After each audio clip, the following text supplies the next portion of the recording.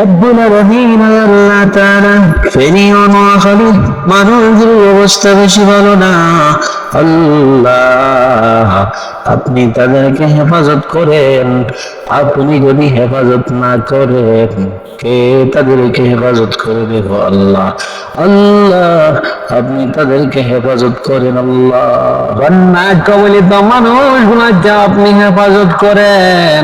বন্যা কবলিত মানুষগুলোকে আপনি হেফাজত করেন। পানিকে মাটির সাথে মিশায়া দেন আল্লাহ। রব্বুল আলামিন আল্লাহ তাআলা, আমরা গুনাহ করতে পারি, কিন্তু ছোট ছোট বেগুনা মাসুম বাচ্চারা তো গুনাহ করে নাই। আল্লাহ, তাকে দেখি ফেনী নোয়াখালীতে ছোট ছোট বাচ্চা গুলাকে মা না বাঁচাইতে পেরে ডেক্সির ভিতরে বসায়া পানির উপরে বসায়া দিই। আল্লাহ, আল্লাহ, ছোট ছোট বাচ্চা গুলোকে পাতিলের উপরে বসায়া পানির উপর দিয়ে বসায়া দেয়। এই বিষয়গুলো যখন আমরা দেখি, আমরা নিজেকে সহ্য করতে পারি না, আমরা নিজেকে ধরে রাখতে পারি না। আপনি তাদেরকে হেফাজত করেন আল্লাহ। রব্বুল আলামিন আল্লাহ তাআলা, দুনিয়ার মানুষ তাদের পাশে দাঁড়াইতে পারবে, কিন্তু আপনি হেফাজত না করলে হবে না, হবে না।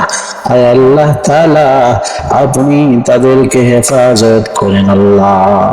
রব্বুল আলামিন আল্লাহ তাআলা, দুনিয়ার মানুষ সাহায্যকারী, কিন্তু আপনার মতো সাহায্যকারী কেউ নাই।